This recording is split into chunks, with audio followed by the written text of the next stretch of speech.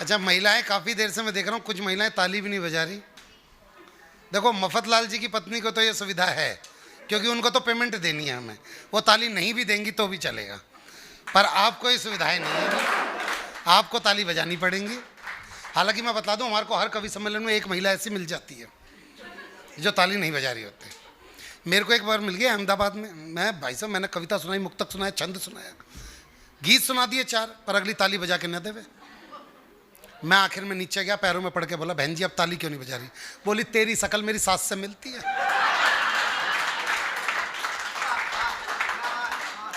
ये है, और इनका ऐसे ही है भाई साहब। जब ये सास बनती है ना, बहू अच्छी नहीं मिलती, और जब बहू बनती है तो सास अच्छी नहीं मिलती, जब नंद मिलती है तो भाभी अच्छी नहीं मिलती, जब भाभी बनती है तो नंद अच्छी नहीं मिलती, जब देवरानी बनती है तो जेठानी अच्छी नहीं मिलती, जब जेठानी बनती है तो देवरानी अच्छी नहीं मिलती। और बात रही पति की, वो तो आज तक किसी औरत को ढंका। और देखो, इस बात पे मफतलाल जी की बीवी ने ताली बजा दी भाई साहब।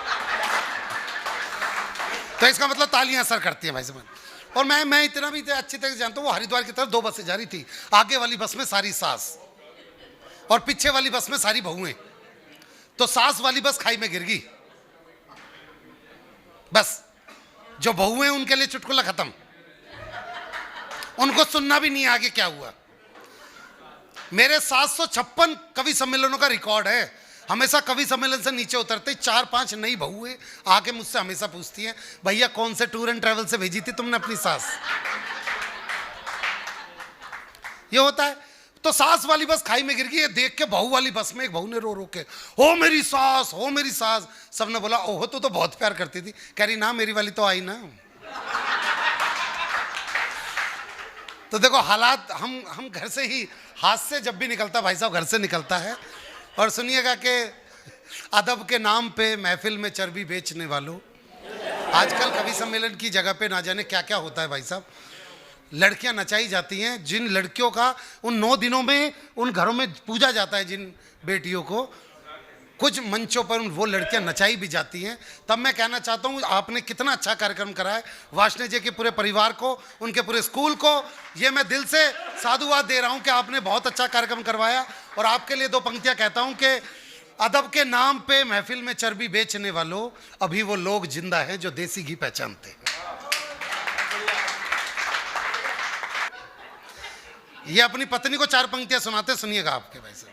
फिर उसके आगे की 2 पंक्तियां ये बोल रहे थे कि इतना हल्का हो गया है, इतना हल्का हो गया हूं तेरी जुदाई में। ये अपनी पत्नी को कह रहे थे, इतना हल्का हो गया हूं तेरी जुदाई में कि मच्छर भी उठा के ले जाते हैं 4 पैसे। और कोई कहता है भिंड से, कोई कहता है मुरैना से, मैं कहता हूं ये निकला है हड़प्पा की खुदाई से। मैं आपके बीच में एक बात कहना चाहता हूं, क्या आपको कोई भी अगली पंक्ति खुद याद आई? मैं अब आपके बीच में एक प्रयोग करता हूं और दावा करता हूं, अगली पंक्ति आप सबके मुंह से निकलवा दूंगा। और तो और छोड़ो, ये जो लड़की बैठी है इसके भी मुंह से निकलेगी, बाबूजी के भी मुंह से निकलेगी, और वार्ष्णेय जी के भी मुंह से निकलेगी। मेरे गुरुजी हमेशा कहते हैं, बाबूलाल डिंगिया जी हमेशा कहते हैं, विनोद मंच पे कुछ ऐसा पढ़ो कि अगर एक जगह पे आप रुक भी जाओ तो आगे की पंक्तियां सामने बैठे हुए लोग पूरा कर दें। तो मैं कुछ ऐसी कोशिश करता हूं, आप सुनिएगा कि सर्द हवा ने मुंह है मोड़ा, बदला सा है मौसम थोड़ा, गर्म हवा का पहला झोंका, बदल रहा है हर नजारा, चुभती जलती गर्मी का मौसम आया, चुभती जलती घमोड़ियां लाया, आया मौसम ठंडे ठंडे। कविता अपना काम कर रही है बाबूलाल डिंगिया जी, कविता अपना काम कर रही है। पर ये बात नहीं है, मजाक की बात है। मैं सच में आपको ऐसी 4 पंक्तियां सुना सकता हूं कि मैं तीसरी पर गुदाऊंगा और चौथी आप पूरी करेंगे। कि दिल्ली की एक लड़की ने दूसरी लड़की से पूछा कि तू जिस लड़के से प्यार करती थी तूने छोड़ क्यों दिया? भैया भगवान कसम सुन लो, तुम पानी बांट तो रहे हो, ये याद रखना। हमारे यहां पे ना डिप्टी सीएम ने भी बोतलें बांटी थी, वो जेल के अंदर है।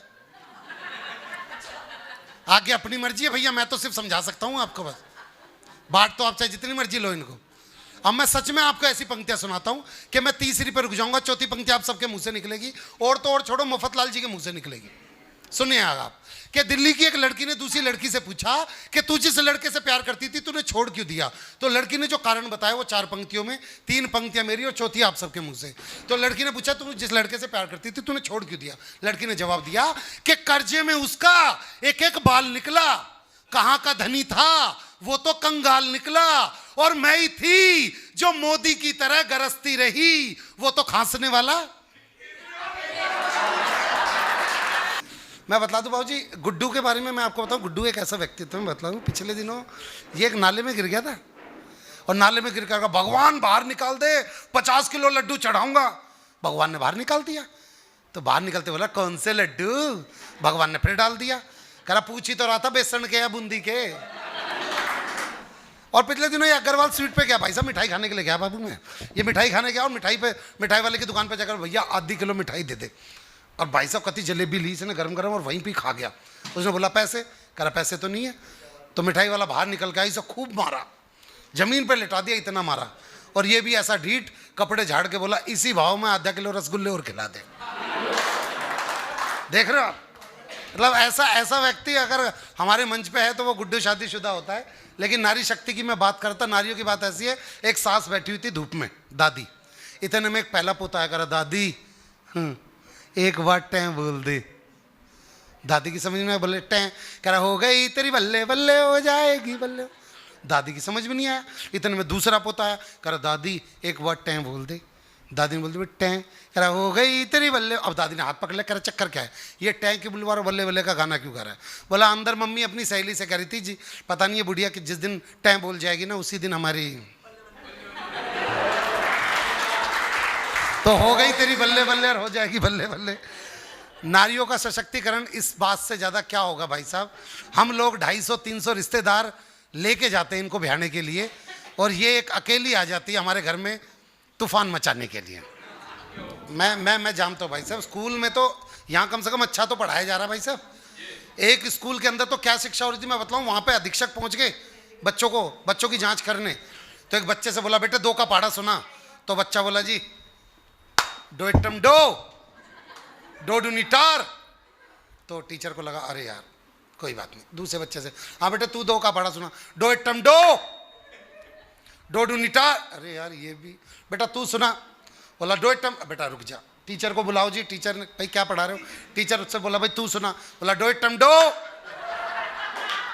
तो शिक्षक आधार होता है स्टूडेंट विद्यार्थी के जीवन का। आज आपने अच्छे शिक्षक रखे हुए हैं तो बच्चों के अंदर ये संस्कार देखने को मिल रहे हैं। बेटा बस 5 मिनट रुक जाए, यकीन मान 10 मिनट में हम पूरा कवि सम्मेलन ही निपटा देंगे, यकीन मान। हाँ प्लीज़ मत जाओ। नहीं, मैं एक कवि सम्मेलन में ऐसा करके आधे घंटे बैठा दिया, बाद में पता चला उस बंदे को शुगर की बीमारी थी, उसे यूरिन के लिए जाना था वहाँ पर, मेरे को बाद में पता चला। लेकिन नहीं, मैं आप रुक जाओ प्लीज, 10 मिनट की बात है। देखिए आप बहुत अच्छा सुन रहे, मैं चाहता हूँ एक बार आप अपने सम्मान में जोरदार तालियां बजाइए भाई। नहीं कि आपके लिए चंद कतरे लहू के लाया हूं, मुरझा गया हूं पर फूल खुशबू के लाया हूं, और आप लोगों को तालियां बजानी ही होगी। मैं घर से पत्नी के पांव छू के आया हूं, और ये उन्होंने ही बजाए जो मेरी तरह है।